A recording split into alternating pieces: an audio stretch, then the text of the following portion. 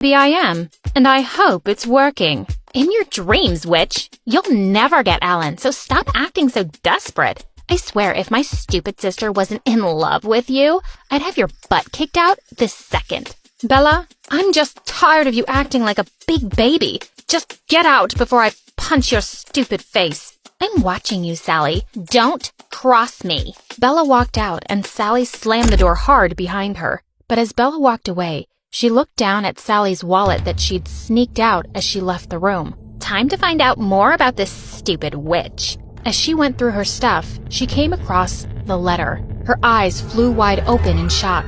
The next morning when Sally went down for breakfast, Jake was waiting for her in the hall. But just then, Alan came forward and gently pushed him away. No one really wants you here, man. When are you leaving? What's your problem? I'm here as a guest, and I think Sally wants me here. Well, Sally's just a worker here, not the owner of the house. She doesn't decide anything. You're not the owner here either. And what do you mean, just a worker? Just a worker? Like a useless maid or something. Did you just call Sally useless? And with that, Jake shoved Alan roughly. Alan lost his temper and punched Jake in the face. Alan, stop it! What's wrong with you? Just then Bella came running down the staircase.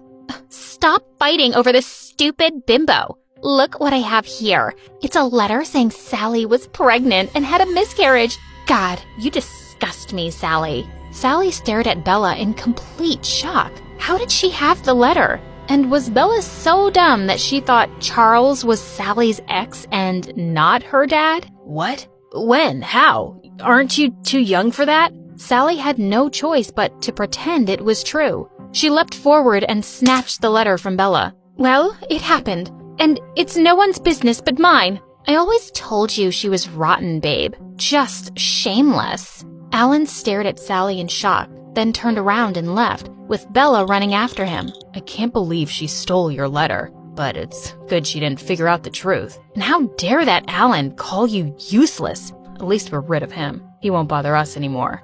Us? What are you talking about? Oh, no, don't get me wrong.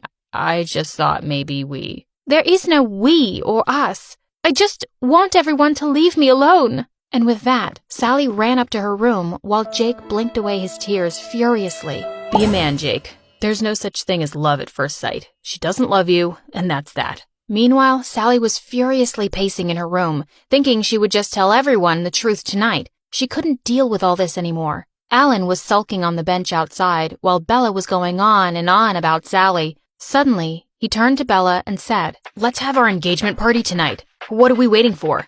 Tonight? But what about all the preparations? I don't even have anything to wear. I'll get you a dress. And I'm sure your parents will be happy to take care of everything else. I want to do it tonight, Bella. Bella looked at him and then shrieked in excitement and went running inside. Mom, Dad, Alan and I are getting engaged tonight. Get the freaking party started. Sally looked at her from upstairs in shock. Alan was getting engaged? Tonight? Alan got a dress for Bella as promised and handed it to her maid. Then he hesitantly walked over to Sally's door and almost knocked. But then he just put the box outside and left. A few moments later, Sally opened the door and nearly tripped over the large box. She carried it in and saw a gorgeous dress inside, and a note fell out. I'm sorry about all this. You truly deserve someone better. Alan. He's saying sorry with a dress for his freaking engagement party? This boy is so confusing. Later that evening, when Sally went down for the party, Jake immediately walked over to her. Hey, listen.